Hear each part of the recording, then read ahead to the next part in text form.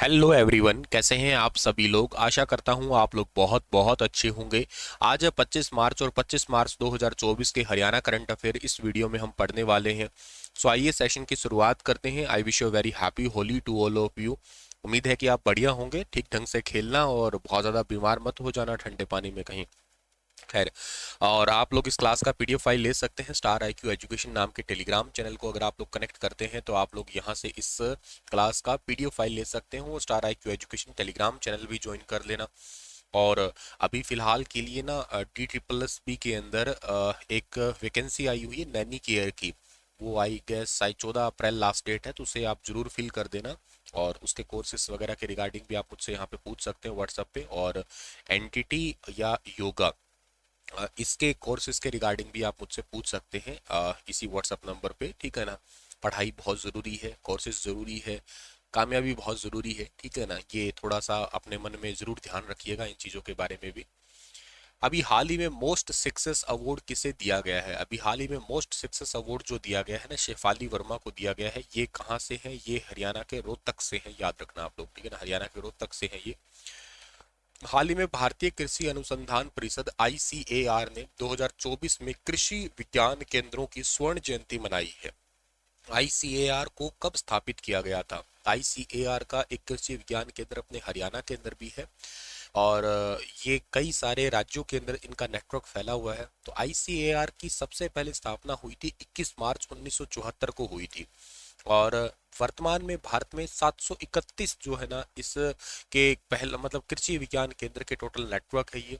और तकरीबन 5,000 से ज़्यादा किसानों को ये सेवा दे रहा है।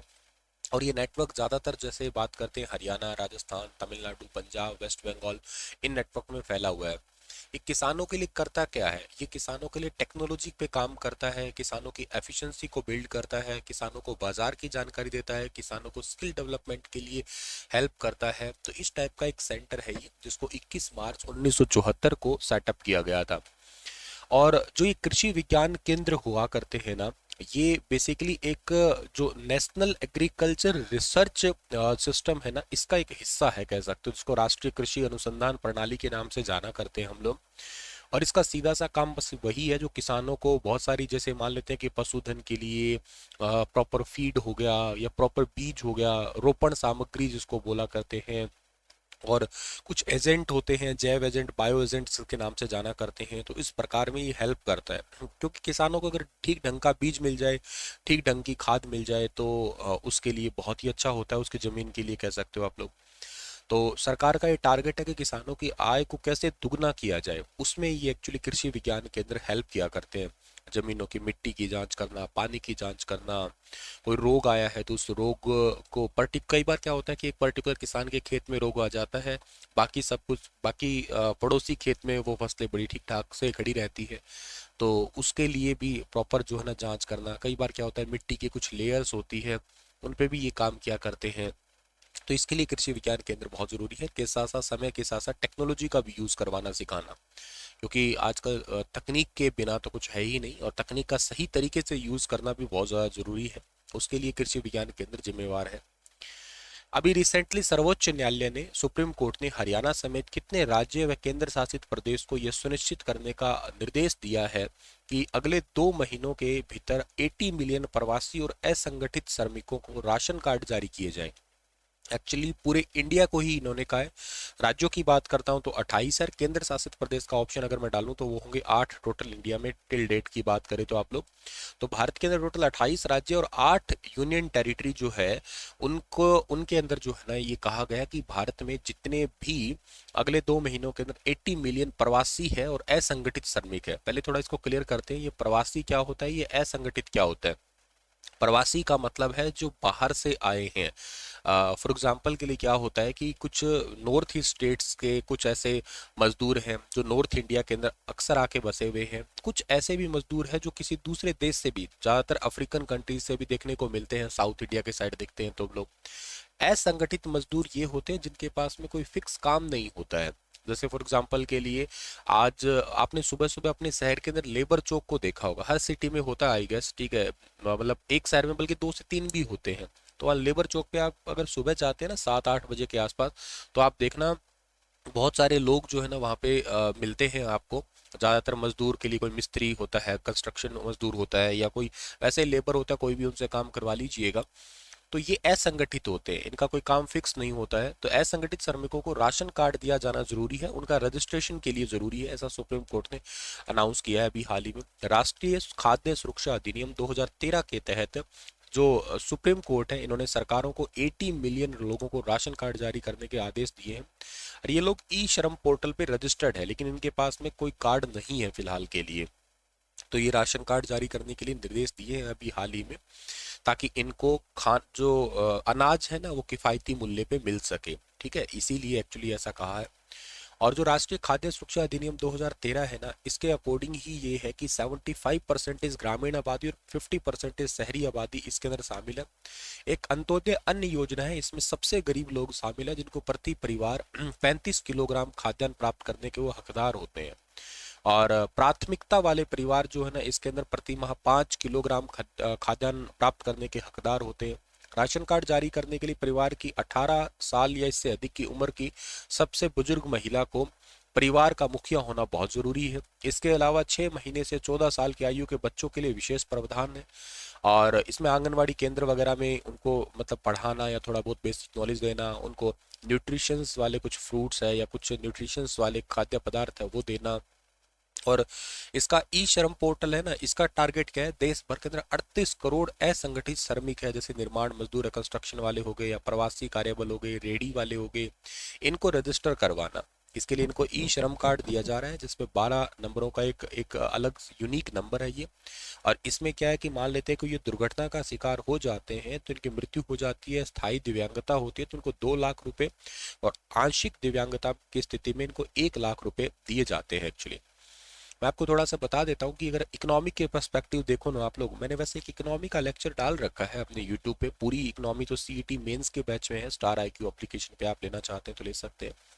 सच्ची एप्लीकेशन से याद आई, जो बच्चा DSSB की प्रिपरेशन कर रहा है और चंडीगढ़ TGT एग्जाम की तैयारी कर रहा है, TGT और के साथ साथ एनटीटी का कोर्स अगर नहीं किया है वो तो पूछ ही सकता है कैसे करना हो चाहिए, क्या है तरीका उसका। और वैसे जिसने फॉर्म भर दिया है फिलहाल के लिए TGT का और DSSB का, उन बच्चों के लिए ICT और GK GS का एक नया बैच है, मंजिल बैच, जो 27 तारीख से मैं स्टार्ट कर रहा हूँ, लाइव बैच होगा ये प्रॉपर।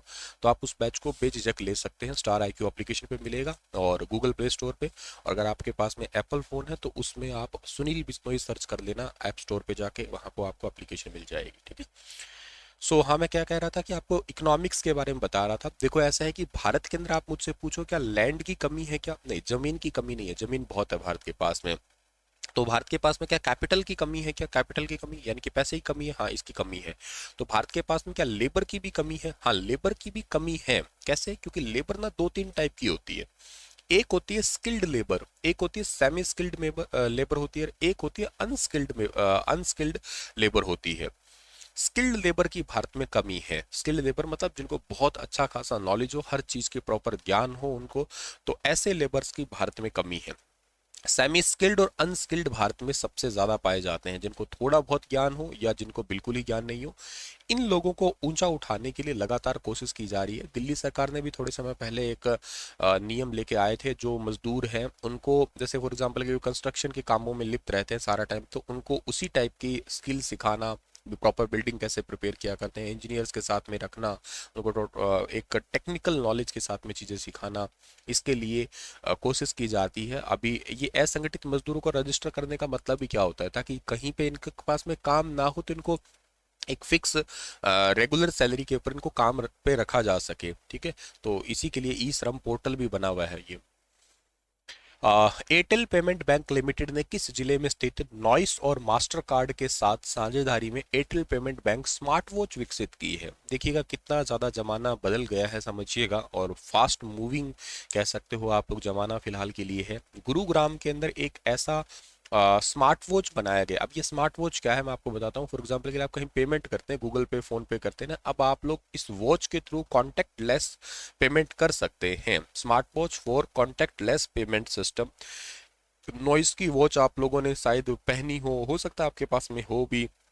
तो एयरटेल पेमेंट बैंक और नॉइस, इनका कोलैबोरेशन हुआ है अभी हाल ही में, Mastercard to launch smart watch. ये टैप एंड पे की सुविधा है। स्मार्ट वॉच को एयरटेल पेमेंट बैंक खाते से जोड़ने पर ग्राहक पॉइंट ऑफ सेल यानी कि पीओएस मशीनों में हर रोज 1 रुपए से 25,000 रुपए के बीच में पेमेंट कर पाएंगे। पेमेंट करने के लिए नए तरीके के रूप में डिवाइस जो है ना, ये स्मार्ट वेरेबल की पूरी एफिशिएंसी अनलॉक करने के लिए सुविधाजनक है और सिक्योर भी पूरी अच्छे तरीके से है। ये कोई सिक्योरिटी में इशू कुछ नहीं आएगा। स्मार्ट वॉच 130 अलग अलग जो है ना वो प्ले मोड में आती है। स्मार्ट वॉच को पानी धूल वगैरह में कोई दिक्कत नहीं है। IP68 रेटिंग इसको मिली हुई है। एयरटेल पेमेंट बैंक की बात करते हैं तो ये भारत का पहला पेमेंट बैंक है जिसे जनवरी 2017 में भारतीय एयरटेल लिमिटेड के द्वारा लॉन्च किया गया था। और इसके जो सीईओ है उनका नाम अनुब्रत विश्वास है। इसका हेडक्वार्टर न्यू दिल्ली में है और जो कंपनी आपको मैंने नॉइस बताई थी ये हेडक्वार्टर इसका गुरुग्राम में है। चलो आज के सेशन में करंट अफेयर इतने ही थे। कल का एक सवाल आपके पास में है कि हाल ही में नए परिवहन मंत्री कौन बने हैं। जो जो नए मंत्री बने हैं उनके बारे में आप मुझे कमेंट सेक्शन में लिख के बता सकते हैं। मैं मिलता हूं आप लोगों को कल की क्लास में, तब तक अपना ख्याल रखना। आप सभी को राधे राधे।